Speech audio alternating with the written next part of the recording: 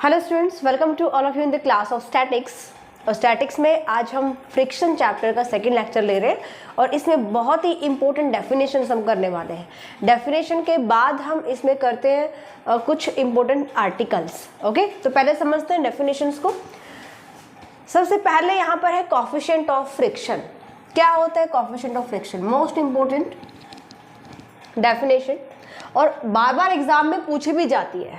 Okay, so coefficient of friction क्या होता है, मैं पहले लिख देती हूँ फिर बताती हूँ आपको। द कांस्टेंट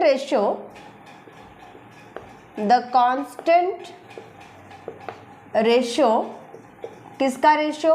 नॉर्मल रिएक्शन और जो हमारा लिमिटिंग फ्रिक्शन होता है। फ्रिक्शन के बारे में हम पढ़ चुके हैं, उसकी जो कंडीशंस अलग अलग स्टेजेस होती है वो भी हम डिस्कस कर चुके हैं। कब हमें लिमिटिंग फ्रिक्शन मिलता है, कब हमें नॉन लिमिटिंग फ्रिक्शन मिलता है ना। So the constant ratio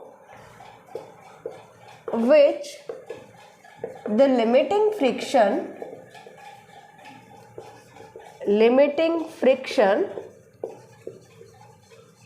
bears to normal reaction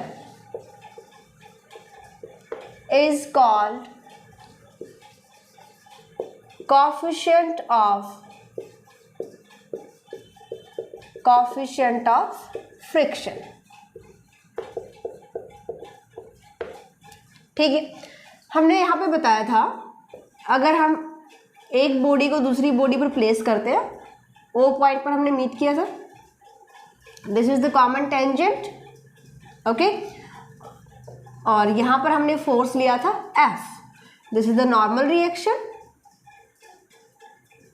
R and reaction of the body B।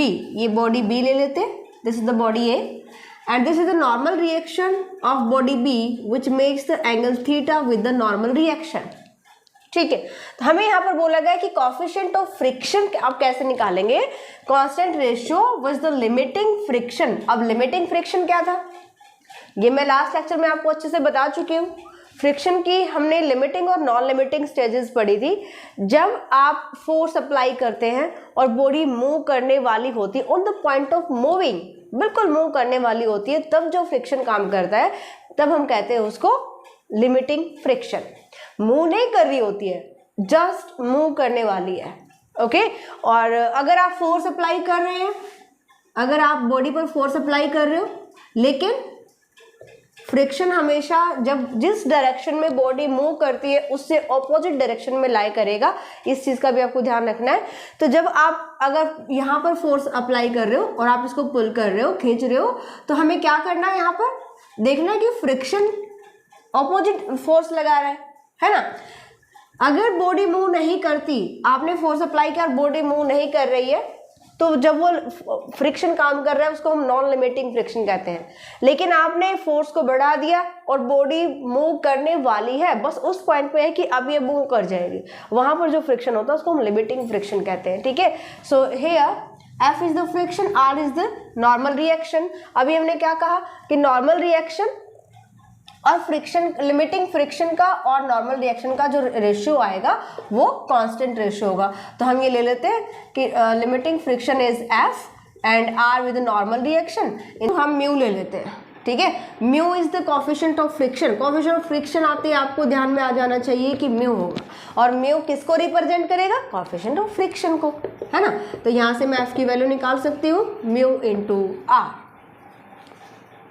Clear that? इसका हमें यूज करना है थ्योरम्स में भी और क्वेश्चंस में भी, राइट। नेक्स्ट जो डेफिनेशन है रिजल्टेंट रिएक्शन।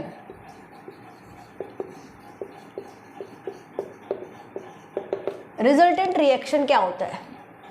ओके, यहां पर हमारा लिमिटिंग फ्रिक्शन है F। Here F be the limiting friction. अब हम बात करेंगे लिमिटिंग फ्रिक्शन की, है ना। Limiting friction and R be the normal reaction. Normal reaction which makes the 90 degree angle with the friction, limiting friction है ना। तो अब यहां से आप देख ही रहे हो, ये हमारा लिमिटिंग फ्रिक्शन हो गया, आर हमारे पास हो गया नॉर्मल रिएक्शन, दोनों आपस में 90 डिग्री एंगल बना रहे हैं। एस क्या है यहाँ पर, इसी पॉइंट पर एक्ट कर रहा है, ओ पॉइंट पर एक्ट कर रहा है एस फोर्स, जो कि थीटा एंगल बना रहा है नॉर्मल रिएक्शन के साथ, हॉरिजॉन्टल नहीं वर्टिकल लाइन के साथ। सो यहाँ से जो एस फोर्स है इसको आप कहेंगे resultant reaction. S is called resultant reaction. क्यों, देखिए हम स्टार्टिंग से पढ़ते आ रहे हैं, अगर आपके पास दो फोर्सेस हैं P and Q which makes the angle alpha between them and any other line which passes through the same point, इसी पॉइंट से पास कर रही है, so this is called the resultant of force P and Q।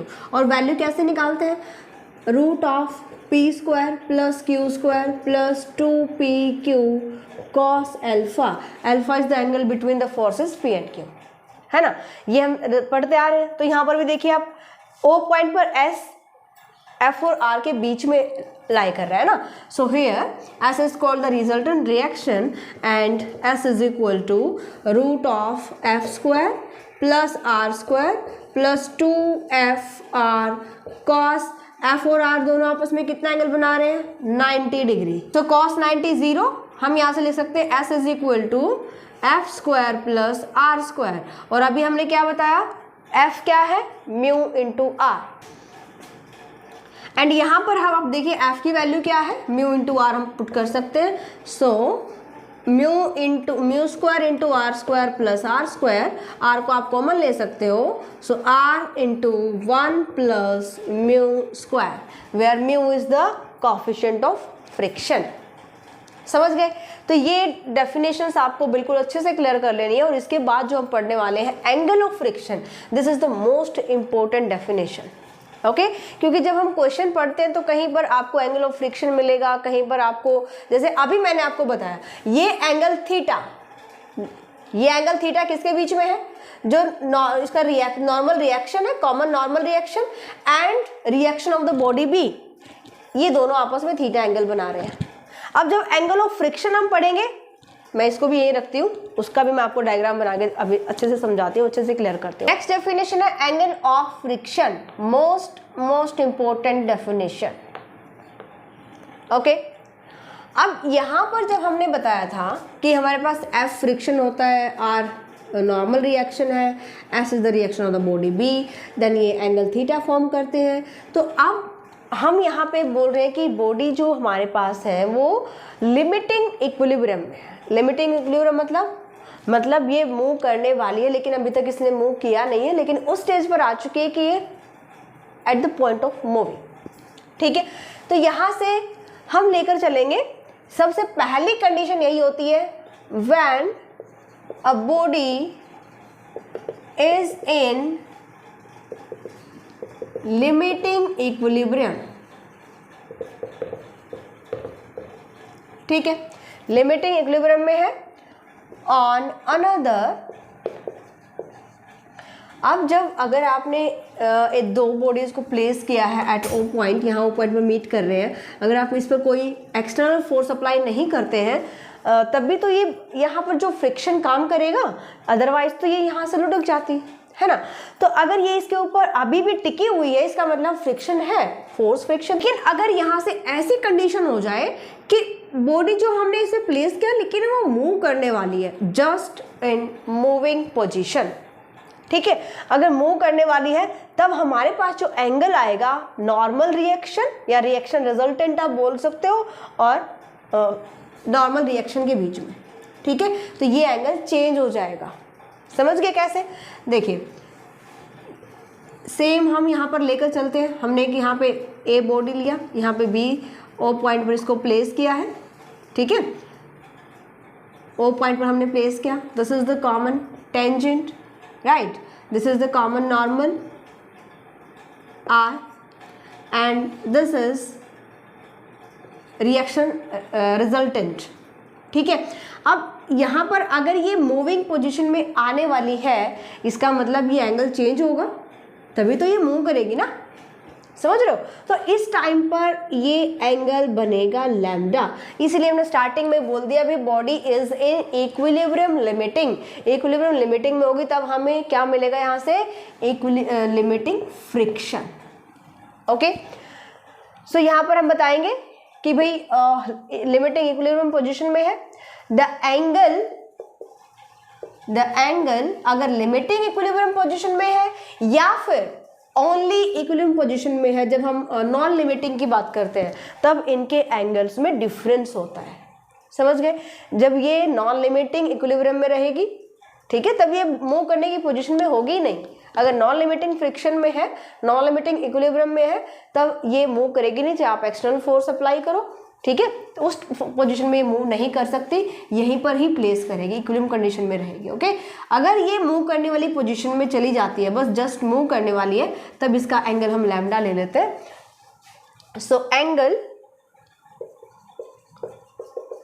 Which the resultant reaction, S लिख दूं मैं direct, resultant reaction S at the point of contact या at the point O यहां पर हमने लिया point of contact, okay, makes with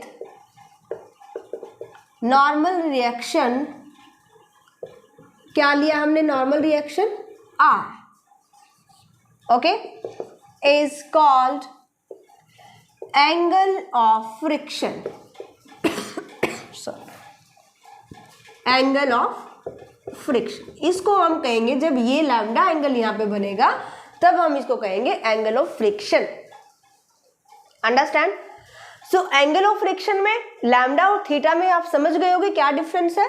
theta angle जब बन रहा है तब ये अगर आप फोर्स भी अप्लाई करोगे तो भी ये यहीं पर प्लेस रहेगी, मूव नहीं करेगी, लेकिन जब ये मूव करने की पोजीशन में आ जाती है, अभी हमें लग रहा है कि बस ये लुढ़कने वाली है, जाने वाली है इस बॉडी पर से, वो पॉइंट्स को छोड़ने वाली है, तो तब ये एंगल जो बनेगा नॉर्मल रिएक्शन और रिजल्टेंट रिएक्शन के बीच में, इसको हम कहते हैं एंगल ऑफ फ्रिक्शन। ठीक है, हमने यहाँ पे लिया F limiting friction, R normal reaction, ठीक है, एस हमारे पास है normal resultant reaction, okay, S is the resultant reaction. अब आप देखिए कि ये इसके साथ एंगल बना रहा है लैम्डा, एस एफ के साथ कितना एंगल बनाएगा? 90 माइनस लैम्डा, ये जो एंगल होगा ये 90 माइनस लैम्डा होगा, है ना। एस को रिजॉल्व कर लीजिए आप in the direction of tangent और normal, so therefore F is equal to S cos of 90 minus lambda, लिख सकते हो ना। S cos of S force, किसको आप रिजॉल्व कर रहे हो? एस को रिजॉल्व कर रहे हो, किसकी डायरेक्शन में? एफ की डायरेक्शन में, ठीक है। So force into angle between this two lines, this two forces, ये आ जाएगा S sine lambda. R is equal to, R और एस कितना एंगल बना रहे हैं? Lambda, S cos lambda. This is equation number first and second, divide कर दो दोनों को। हमने पढ़ा था सबसे पहले डेफिनेशन कोफिशिएंट ऑफ फ्रिक्शन, क्या आया था? F by R, R by F नहीं लेना है, एफ बाय आर। यहाँ से मैं डिवाइड कर लेती हूँ, एफ बाय आर की वैल्यू निकाल लेती हूँ, S into sine lambda divide by S into cos lambda, cancel, this is equal to tangent lambda. F by R क्या था? Mu, coefficient of friction, this is equal to tangent lambda. This is the most important relation. Mu, coefficient of friction, is equal to tangent of the angle of friction. Clear that? तो ये result भी आपको याद रखना है, कैसे आया ये मैंने आपको समझा दिया, यहाँ पे क्लियर कर दिया। ओके, तो देखते हैं ये जो हमारे पास कंडीशन चल रही है, ये किस में पढ़ रहे हैं हम? Statistical equilibrium conditions. यहां पर हमने कहा कि बॉडी मूव नहीं कर रहेगी, जो थीटा एंगल बनेगा इसका मतलब कोई मूवमेंट नहीं होगी, नो मूवमेंट, ठीक है। ये जब लैम्डा एंगल बनता है तब हमें क्या पता चलता है कि बॉडी मूव करने वाली है यहाँ से।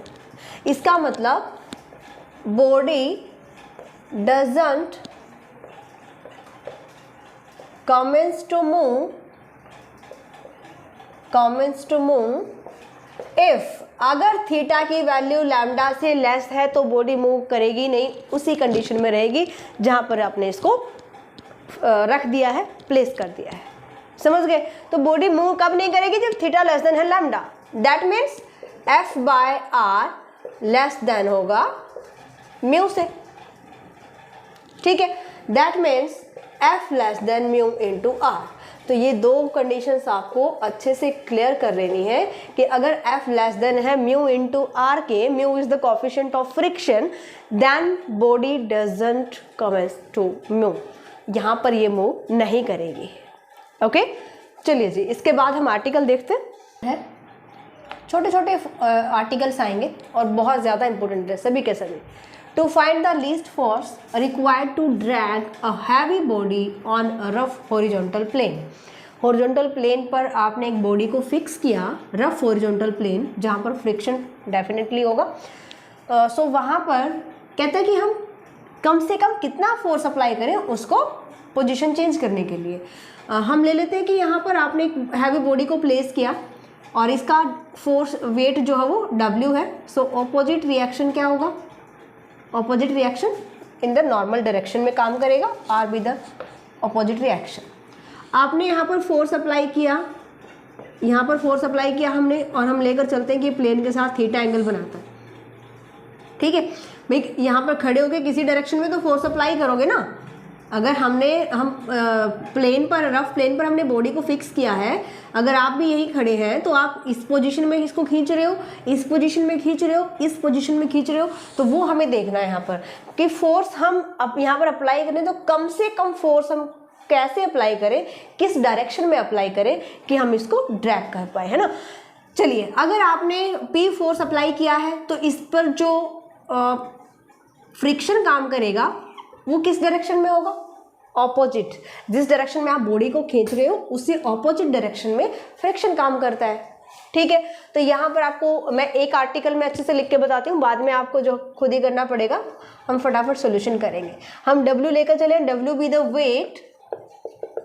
Weight of body. कहाँ प्लेस किया आपने? A पॉइंट पर इसको प्लेस किया है, एंड R क्या लिया है? R be the normal pressure. Normal reaction बोल सकते हो, नॉर्मल प्रेशर बोल सकते हो, कुछ भी बोल सकते हो। ठीक है, जो रफ प्लेन ऑपोजिट रिएक्शन जो हमें यहाँ पे दे रहा है, this is the normal reaction. Okay, let P be the force acting. कौन सा फोर्स? जो थीटा एंगल बना रहा है हॉरिजॉन्टल प्लेन के साथ। ठीक है, acting at theta with the horizontal, जो हॉरिजॉन्टल प्लेन के साथ थीटा एंगल बना रहे हैं। ओके, यहाँ पर जब अभी हमें बताना क्या है, रिक्वायर्ड फोर्स कितना चाहिए, यानी कि बॉडी को हमें मूव करना है। जैसे ही आप बॉडी को मूव करोगे, जैसे ही बॉडी मोशन में जाने वाली है, उस टाइम पर जो फ्रिक्शन काम करेगा यहाँ पर F वो किसके इक्वल होगा? म्यू इंटू आर के इक्वल होगा। समझ गए? यहाँ पर और जो हमारा एंगल है म्यू इंटू आर के इक्वल होगा फ्रिक्शन, एंड या फिर इसको आप बोल सकते हो आर टेंजेंट अल्फा, क्योंकि जैसे ही बॉडी मोशन में जाती है थीटा एंगल किस में कन्वर्ट हो जाता है? लैम्डा में कन्वर्ट हो जाता है। और लैम्डा क्या था? Angle of friction. Okay, and यहाँ से हमने वैल्यू भी फाइंड आउट की थी, tangent lambda is equal to mu. तो आप यहाँ पर बता सकते हो F is equal to R into tangent lambda, या टेंजेंट लैम्डा इंटू आर, है ना। तो हमें कंडीशन समझनी है, हमें यहाँ पे इसको चला के थोड़ी ना दिखाना है कि बॉडी अब मूव कर रही है, अब ऐसे कर रही है। अभी हमें ये पता है कि अगर मैं फोर्स लगाती हूँ तो मुझे बोला गया है कि हमें इसको खिसकाना है, जरा सा मोशन में लेकर आना है। जैसे ही बॉडी मोशन में जाने वाली होगी उस टाइम पर जो फ्रिक्शन होगा वो होगा म्यू इंटू आर, यानी कि आर इंटू टेंजेंट लैम्डा, यानी जो एंगल ऑफ फ्रिक्शन है वो यहाँ पर काम करेगा। ठीक है, सो when the body is on point of motion, जैसे ही मोशन में जाने वाली है, लिमिटिंग फ्रिक्शन, जो अभी तक फ्रिक्शन था वो कैसे हो जाएगा, लिमिटिंग फ्रिक्शन में कन्वर्ट हो जाएगा, ठीक है।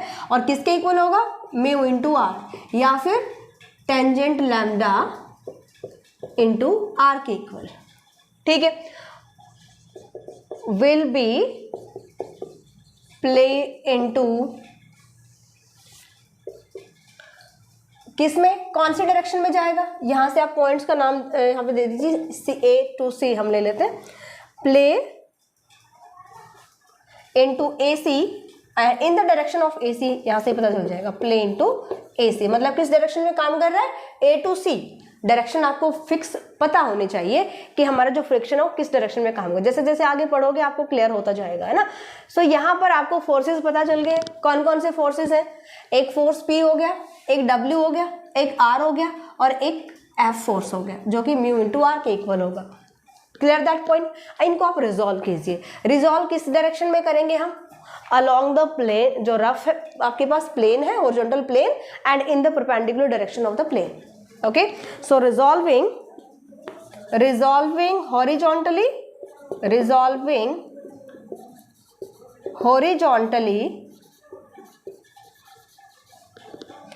and vertically, या आप ऐसा लिख सकते हो, resolving along plane and perpendicular to plane, ठीक है। अब आप इनको रिजॉल्व कीजिए। हमें रिजॉल्व करना है इस डायरेक्शन में, हॉरिजॉन्टल डायरेक्शन में, ठीक है। तो P इसके साथ कितना एंगल बना रहा है, थीटा। R इसके साथ कितना एंगल बना रहा है, 90 डिग्री। और F इसके साथ कितना एंगल बना रहा है, 180। W इसके साथ एंगल कितना बना रहा है। यहाँ पर एक चीज समझ लीजिएगा, जब हम रिजॉल्व करते हैं ये डायरेक्शन क्या है, डाउनवर्ड। डाउनवर्ड डायरेक्शन में अगर आपको दिया गया है वर्टिकली डाउनवर्ड, ये भी समझना आपको, वर्टिकली डाउनवर्ड, तो यहाँ पर आप इसको अगर नेगेटिव लेते हो तो ये एंगल मेजर कर सकते हो, समझ गए। और अगर आप इसको पॉजिटिव लेकर चलते हो तो आपको एंगल मेजर करना पड़ेगा इन द पॉजिटिव डायरेक्शन, ये वाला, ठीक है। तो यहाँ पर अगर मैं रिजॉल्व करती हूँ तो मेरे पास आता है P cos theta plus R cos 90 plus F यानी कि म्यू इंटू आर। अब यहाँ पे F की वैल्यू क्या है, mu into R cos 180 and minus W को मैंने माइनस लिया है तो cos 90 में लिख सकती हूँ, equal to zero. Equal to zero क्यों, क्योंकि हमारी जो बॉडी है वो इक्विलिब्रियम कंडीशन में है अभी, है ना। सो यहाँ से जीरो, ये भी जीरो हो जाएगा। So P cos theta cos 90 क्या होता है, -1, mu into R equal to zero. Equation number first. मुझे फाइंड आउट क्या करना है, P की वैल्यू फाइंड आउट करनी है, ओके। चलिए, जब मैं वर्टिकली रिजॉल्व करती हूँ, वर्टिकली रिजॉल्व करोगे तो क्या करना है, सिर्फ cos के प्लेस पर साइन अप्लाई कर दो, P इंटू साइन, क्योंकि आप जिस डायरेक्शन में रिजॉल्व कर चुके हो उसके वर्टिकल, उसके परपेंडिकुलर डायरेक्शन में आप रिजॉल्व कर रहे हैं, तो cos की जगह साइन कर दीजिएगा। Sine theta plus R sine 90 plus mu into R sine 180 minus W into sine 90 equal to zero. P sine theta, R sine 91 sine 180 zero minus W equal to zero. Sine 90 क्या हो जाएगा यहाँ से, sine 180, sorry sine 180 zero और sine 90 1, ठीक है। अब यहाँ पर हम P की वैल्यू निकाल रहे हैं, तो मैं किसको यहाँ से हटाऊँ, W हमें वेट दिया गया है बॉडी का, R को एलिमिनेट कर देती हूँ। इक्वेशन नंबर सेकेंड, मुझे R को एलिमिनेट करना है तो मैं क्या करूँ, इसको म्यू से मल्टीप्लाई कर लेती हूँ। म्यू से मल्टीप्लाई किया और दोनों इक्वेशंस को ऐड कर दिया, ठीक है। हम ऐड कर लेते हैं दोनों इक्वेशंस को, adding first and second. So we get P into cos theta plus mu into sine theta, mu R से म्यू आर कैंसिल हो जाएगा, minus mu W equal to zero. P की वैल्यू फाइंड आउट कर सकते हो, mu W divide by cos theta plus mu sine theta. यहाँ से आप म्यू की वैल्यू पुट कीजिए, क्या है, टेंजेंट लैम्डा, क्योंकि जब हमें इसको मूव करना है तो हमारा थीटा एंगल किस में कन्वर्ट हो जाएगा, लैम्डा एंगल में कन्वर्ट हो जाएगा। तो यहाँ से आप लिखेंगे P equal to W into tangent lambda divide by cos theta plus mu की वैल्यू पुट करेंगे tangent lambda into sine theta. Tangent को ओपन कीजिए, sine theta by cos theta, यहाँ पर भी ओपन करोगे साइन थीटा नहीं lambda sine lambda divide by cos lambda. LCM लीजिए, यहाँ से कॉस से कॉस कैंसिल हो जाएगा, W sine lambda divide by cos lambda into cos theta plus sine lambda into sine theta. किसकी आइडेंटिटी होती है? Cos of lambda minus theta की। Okay, so this is W sine lambda divide by cos of lambda minus theta. So ये force आपके पास आ जाएगा। ये आपको minimum force, यहाँ पे इसकी वैल्यू मिनिमम कब आएगी, अब ये आपको देखना है। P की वैल्यू तो मुझे मिल गई, अब ये मिनिमम वैल्यू हमें कब देगा? जब कॉस थीटा की वैल्यू क्या हो? 1 हो। समझ गए? क्योंकि कॉस थीटा की वैल्यू क्या हो सकती है? 1 और -1 के बीच में लाई करती है। अंडरस्टैंड? तो हमें मिनिमम फोर्स, क्योंकि फोर्स नेगेटिव तो नहीं हो सकता ना, तो इसकी मिनिमम वैल्यू क्या होगी? 1। सो P इज मिनिमम, यहाँ पर आप बताओगे P is minimum if cos lambda minus theta equal to 1। जब ये 1 आ जाएगा, इसका मतलब P की वैल्यू क्या आ जाएगी? W sine lambda. This is the minimum force, this is the least force required to drag a heavy body on the rough horizontal plane. यहां से आप इनकी वैल्यू निकाल सकते हो। Cos lambda minus theta equal to 1, that means cos को इधर ले आओ, कॉस इनवर्स 1 क्या होगा?